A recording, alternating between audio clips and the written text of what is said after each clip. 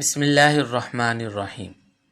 محترم سامعین، اسلامی سال کا دوسرا مہینہ صفر المظفر شروع ہو چکا ہے۔ یہ مہینہ انسانیت میں زمانہ جاہلیت میں منحوس مہینہ سمجھا جاتا تھا اور آسمانوں سے بلائیں اترنے والا، آفتیں اور مصیبتیں نازل ہونے والا مہینہ سمجھا جاتا تھا۔ زمانہ جاہلیت کے لوگ اس مہینے میں خوشی کی تقریبات، شادی بیاہ اور ختنہ وغیرہ ایسی تقریبات کرنا منحوس سمجھتے تھے، اور افسوس کی بات یہ ہے کہ یہی نظریہ، یہی سوچ نسل در نسل آج تک چلی آ رہی ہے۔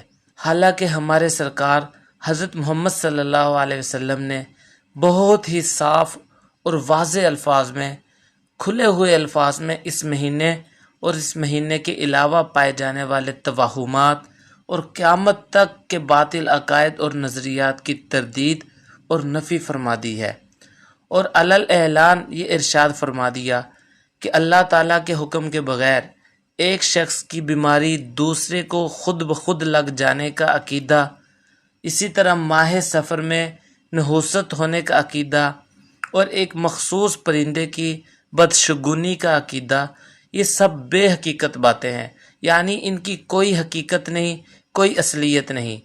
حدیث کے الفاظ بھی آپ سماعت فرمائیں۔ حضرت ابو ہریرہ رضی اللہ تعالیٰ عنہ سے روایت ہے، قال النبی صلی اللہ علیہ وسلم لا عدوى ولا سفر ولا حامة۔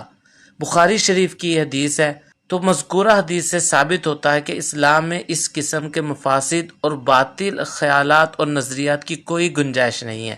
ایسے نظریات اور عقائد کو سرکار دو عالم صلی اللہ علیہ وسلم نے اپنے پاؤں تلے روند دیا ہے۔